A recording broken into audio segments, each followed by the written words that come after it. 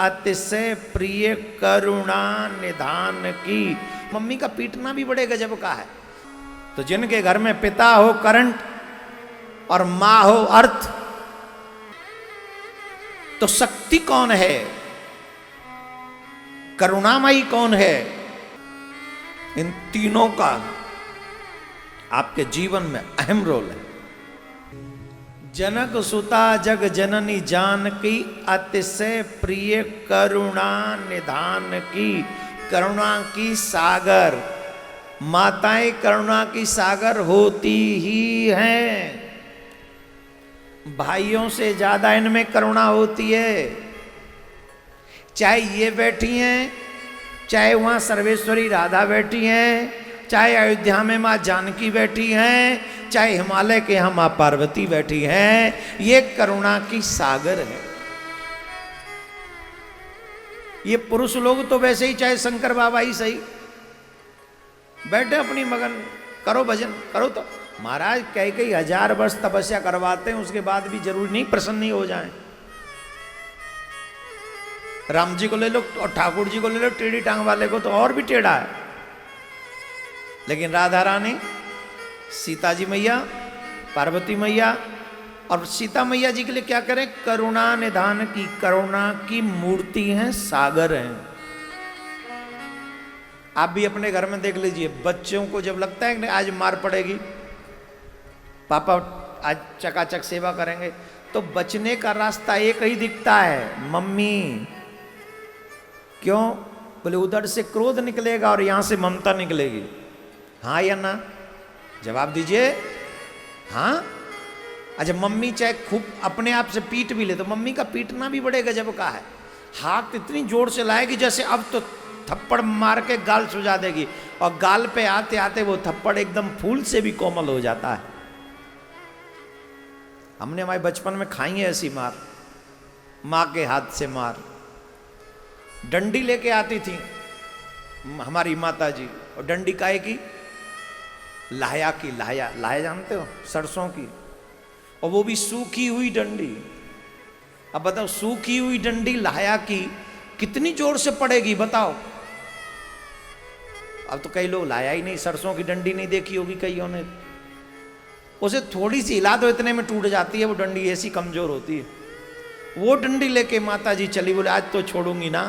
और वो भी उस बच्चे में मारने से पहले, हम में मारने से पहले धरती में मार दी, वो टूट गई। और हंसता हुआ बालक घर भाग गया। वो जानता है कि मां मुझे पीटेगी नहीं। क्यों? ये ममता भरी है। और वहीं अगर पिताजी आ जाएं तो वो डंडी वंडी नहीं लाते, वो सीधे पाम से उतारते हुए, और जब तक 10-5 सेक ना दें और सेवा ना कर दें, 5-7 दिन याद रहती है कि उस दिन पिटे थे वो थोड़े से। और पिता को ऐसा ही होना चाहिए, थोड़ा कठोर, और माँ को ऐसा ही होना चाहिए, ममता भरी। दोनों का बैलेंस होगा, तब ही तुम्हारे बच्चे सही प्रकाश कर पाएंगे, सही मायने में प्रकाश कर पाएंगे। कैसे? अगर लाइट में, लाइट जो आती है उसमें 2 तार होते, एक ठंडा और एक गर्म। हाँ या ना? जोर से बोलो। जब 2 तार, 2 कनेक्शन आते हैं 2 तारों के, एक ठंडा, एक अर्थ बोलते हैं उसको, और एक करंट बोलते हैं, राइट? तो एक करंट है और एक अर्थ है। अर्थ क्या है? पृथ्वी। करंट कौन है? आकाश। तब क्या होता है घर में तुम्हारे? लाइट का प्रकाश। तो जिनके घर में पिता हो करंट और मां हो अर्थ, तो बच्चों का भविष्य हो जाता है प्रकाशमय। लेकिन दोनों ही ऐसे ही हो, अर्थ करंट है ही नहीं, तो वो अर्थ बदल जाता है, सिर्फ नोट पे ही डिपेंड है। और आजकल सिर्फ अर्थ है, करंट नहीं है। आज पिता अपने बच्चों को डांटते नहीं हैं, और यही बच्चों के भविष्य को, डांटने का मतलब ये नहीं कि तुम उनको पीटो, लेकिन उन्हें समझाओ कि this is wrong, this is right. तो शक्ति कौन है, करुणामयी कौन है? बोले जनक सुता जग जननी भवानी। जनक सुता जग जननी जानकी अतिशय प्रिय करुणा निधान की, करुणा की सागर हैं ताके जुग पद कमल नवाबो। किस लिए? बोले जा सुकृपा निर्मल मति, जिनकी कृपा से मुझे निर्मल बुद्धि प्राप्त होती। याद रखिए, जिनके पास निर्मल बुद्धि नहीं है, अच्छी बुद्धि नहीं है, वो किसी काम के नहीं। जिन पे बुद्धि विवेक ना हो वो किस काम के। ज्ञान का डिपार्टमेंट मां सरस्वती के पास है, शक्ति का डिपार्टमेंट मां दुर्गा के पास है, और कोष लक्ष्मी डिपार्टमेंट मां लक्ष्मी के पास है, धन का। इन तीनों का आपके जीवन में अहम रोल है। अगर बुद्धि आ जाए, धन ना आए, तो भी मामला ठंडा ही रहता है। धन आ जाए और बुद्धि ना आ जाए तो भी मामला ठंडा ही रहता है। धन भी आ जाए, बुद्धि भी आ जाए, पर बल ना हो उसे रखने के लिए, तो भी मामला ठंडा ही रहता है। लेकिन जहां बुद्धि भी हो, धन भी हो और बल भी हो, क्या वो मामला ठंडा रहेगा? वो चारों तरफ से अपना प्रकाश और विकास करेगा, चारों तरफ से विवेक का इस्तेमाल करेगा, बल उसकी रक्षा करेगा, और धन से वो धर्म करेगा। ये तीनों ही किसके हैं? शक्तियों के। इसलिए 9 दिन विशेषतः शक्ति पूजन के दिन है। हमारे घरों में भी अगर शक्तियां ना हो, महिला शक्ति ना हो, तो हमारा घर भी घर नहीं लगेगा, शमशान लगेगा। जवाब दीजिए हाँ या ना। लेकिन अकेली शक्ति बैठाल दी जाए घर में और शक्तिमान को कहे कि एंट्री मत करना, तो भी वो घर घर नहीं लगेगा। शक्ति के बिना शक्तिमान शून्य है, और शक्तिमान के बिना शक्ति भी शून्य है। एक दूसरे के पूरक हैं शक्ति और शक्तिमान।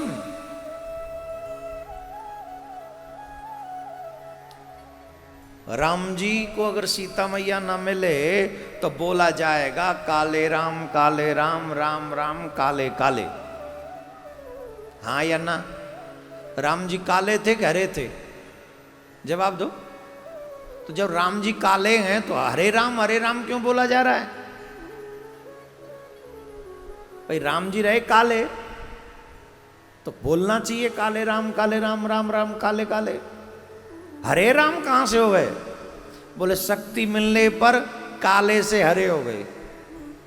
बोले बात समझ में नहीं आई? बोले हम समझा देते हैं। पीला रंग और काला रंग मिलाओ, दोनों रंग मिलाओ, कैसा हो जाएगा? जोर से बोलो। अरे भाई मैंने तो कभी ये प्रयोग किया नहीं, लेकिन तुम लोग तो पढ़े लिखे हो, जाके स्कूल में कलर वलर मिलाते रहते हो। कैसा कलर होगा बोलो? क्यों हो जाएगा हरा? बोल दो मिल गए, राम जी काले सीता मैया गोरी, और जब जातन की झाई लखे श्याम हरित धुति होए। सीता मैया की छांव पड़ते ही, संग मिलते ही काले से हरे हो गए। शक्ति ने संपन्न कर दिया, बदल दिया रोल, एकदम रंग बदल दिया।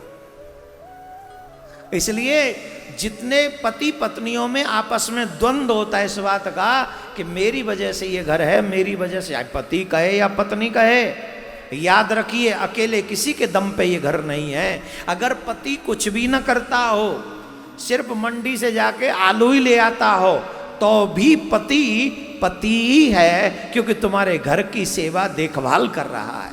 बाहर के लोग नजरें नहीं उठाएंगे। क्यों? बोले शक्तिमान घर में है। और पत्नी चाहे बिल्कुल भी बाहर नौकरी न करे, पत्नी सिर्फ घर की देखभाल करे और भोजन ही बनाए, तो भी शक्तिमान को इस बात का घमंड नहीं करना चाहिए कि मैं सारे दिन अभिमान करता हूँ, काम करता हूँ, 12-12 घंटे मेहनत करता हूँ। आजकल तो मेहनत 18 घंटे करता हूँ। तुम कितनी भी मेहनत कर लो, लेकिन तुम्हारे घर को सुंदर बनाने में ये देवियां ही काम आती हैं। तुम सिर्फ धन कमा सकते हो, घर नहीं बना सकते। घर को ये देवियां ही बनाती हैं।